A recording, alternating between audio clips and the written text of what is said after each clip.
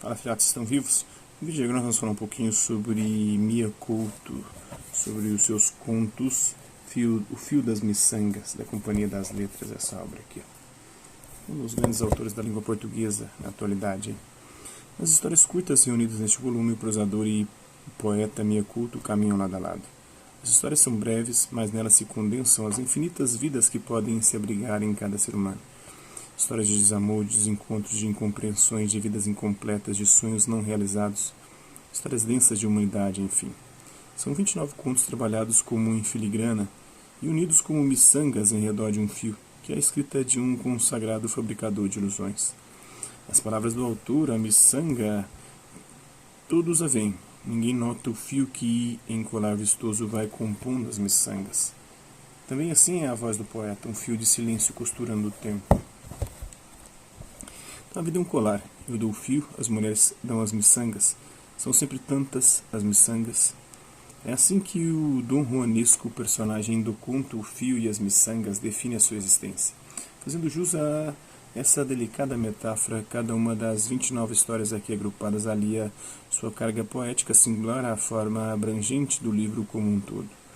Um texto de intensidade ficcional e condensação formal raras na literatura contemporânea, Mia Couto demora-se em lirismos que consegue extrair de uma escrita simples, calcada em grande parte na fala do homem da sua terra, que é Moçambique, um pouco a maneira de Guimarães Rosa e do Confesso do autor, já um brasileiro, né? A brevidade das pequenas tramas e sua aparente desimportância à época estão focadas na contemplação de situações de personagens ou simples estados de espírito plenos de significados implícitos, procedimento típico da poesia. Os neologismos do autor, a que os leitores já se habituaram, para além de mera experimentação formalista, revelam-se chaves fundamentais de interpretação da leitura. Não por acaso a maioria dos contos de O Fio das Miçangas adentra com fina sensibilidade o universo feminino, dando voz e tessitura a almas condenadas à não existência, ao esquecimento. Com objetos descartados, as mulheres são aqui equiparadas, ora a uma saia velha, ora a um cesto de comida, ora justamente a um fio de miçangas, né? Agora estou sentado olhando a saia rodada, a saia amarfanhosa, amarrotada, e parece que me sento sobre a minha própria vida, diz a narradora de uma dessas belíssimas miçangas literárias. Mia Couto nasceu na Beira, em Moçambique, em 1955. Estudou medicina antes de se formar em biologia. Atualmente dedica-se a estudos de impacto ambiental. Em 99 recebeu o Prêmio Virgílio Ferreira pelo conjunto da obra. Em 2007, o Prêmio União Latina de Literaturas Românticas. Seu romance Terra Sonâmbula foi considerado um dos 10 melhores livros africanos do século XX. Além deste, escreveu, entre outros, O Outro Pé da Sereia, O Último Voo do Flamingo, A Varanda do Frangipani, Um Rio Chamado Tempo, Uma Casa Chamada Terra, Venenos de Deus, Remédios do Diabo, Antes de Nascer o Mundo e Se Obama Fosse Africano, e o infantil Gato Escuro, todos publicados pela Companhia das Letras aqui no Brasil. Agora vamos à obra em si, né? Olha em redor, não mais a mesa posta ou aguarda, pontual e perfumosa. Antes eu não tinha hora, agora perdi o tempo. Qualquer momento é de meu debicar, encostada a um canto sem toalha nem talheres, onde o vivo não é na sombra, é por detrás do sol, onde toda a luz há muito se pôs. Só tem um caminho, a rua do hospital, vivo só para um tempo a visita. Minha única ocupação é o cotidiano cesto, onde embalo os presentes para o meu adoecido esposo. A meu homem deram transfusão de sangue, para mim, o que eu queria era a transfusão de vida, o riso me entrando na veia até me engolir, cobra de sangue me conduzindo à loucura. Desde o mês passado que evito falar, prefiro o silêncio, que condiz melhor com a minha alma. Mas o não haver conversa nos deu outro laço entre nós. O silêncio abriu um correio entre mim e o moribundo. Agora, pelo menos, já não sou mais corrigida. Já não recebo um enxovalho, ordem de calar, de abafar o riso. Já me ocorreu trocar fala por escrita. No lugar desse monólogo, eu lhe escreveria cartas. Assim eu descontaria no sofrer. Nas cartas, o meu homem ganharia distância, mais que distância, ausência. No papel, eu me permitiria dizer tudo o que nunca ousei. E a nova promessa, sim. Eu lhe escreveria uma carta feita só de desabotoada gargalhada, decote descaído, feita de tudo o que ele nunca me autorizou. E nessa carta ganharia coragem e proclamaria: Você, marido, enquanto vivo, me impediu de viver. não me vai fazer gastar mais vida, fazendo demorar infinita a despedida. Regresso a mim e ajeito no fatídico sexto farnel do dia. Nesse fazer de conta que ele me irá receber, de riso aberto, apetite devorador.